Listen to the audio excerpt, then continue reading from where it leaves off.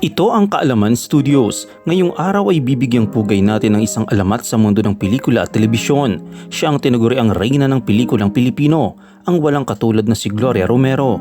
Tara't balikan natin ang kanyang makulay at napakatagal na karera sa industriya ng showbiz na tumagal na higit 6 na dekada. Ipinanganak noong December 16, 1933 sa Denver, Colorado, si Gloria Romero o Gloria Galia sa tuloy na buhay ay anak ng isang Pilipino, si Pedro Galia, at isang Amerikana, si Mary Borrego. Sa edad na 4, dinala siya ng kanyang pamilya sa Pilipinas noong 1937. Ngunit dahil sa pagsiklab ng gyera, nanatili sila sa Pangasinan. Dito rin siya nag-aral at nagkaisip. Napakabata pa lang ni Gloria pero pangarap na niya maging artista. Nagsimula si Gloria bilang beat player noong 1950 sa pelikulang Ang Bahay sa Lumang Gulod sa ilalim ng Premier Productions. Sa kabila ng maliliit na role, hindi siya sumuko.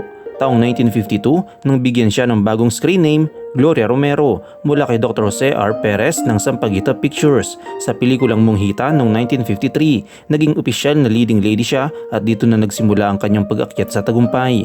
Sa mahigit na 200 ang pelikula at maraming iconic na role, si Gloria Romero ay kinilala sa kanyang galing sa pag-arte.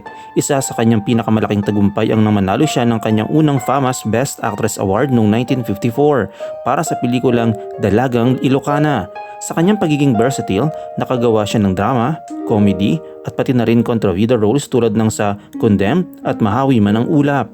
Noong 2018, sa edad na 85, nanalo pa rin siyang Best Actress sa Metro Manila Film Festival para sa pelikulang Rainbow Sunset. Talaga namang isang kahangahangang milestone. Sa personal na buhay, ikinasal siya kay Juancho Gutierrez noong 1960 sa isang napakagarbong seremonya na tinawag na Wedding of the Year. Mayroon silang isang anak na babae, si Marites, at isang apo. Bagamat hindi naging perpekto ang kanilang pagsasama, bumalik si Gloria upang alagaan si Juancho matapos itong magkasakit. Isang patunay na hindi lang siya mabuting aktres, kundi isa ring mapagmahal na tao. Kahit sa kanyang mga huling taon, aktibo pa rin si Gloria sa industriya.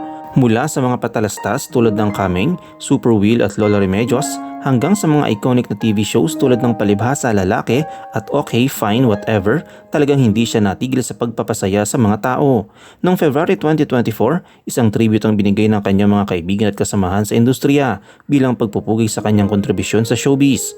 Sa kabila ng kanyang edad, nanatili siyang elegante at mapagmahal sa kanyang craft. Siya ay pumanaw ng mapayapa noong January 25 ngayong taon sa edad na 91. Ngunit ang kanyang legacy ay mananatiling buhay sa puso ng bawat Pilipino.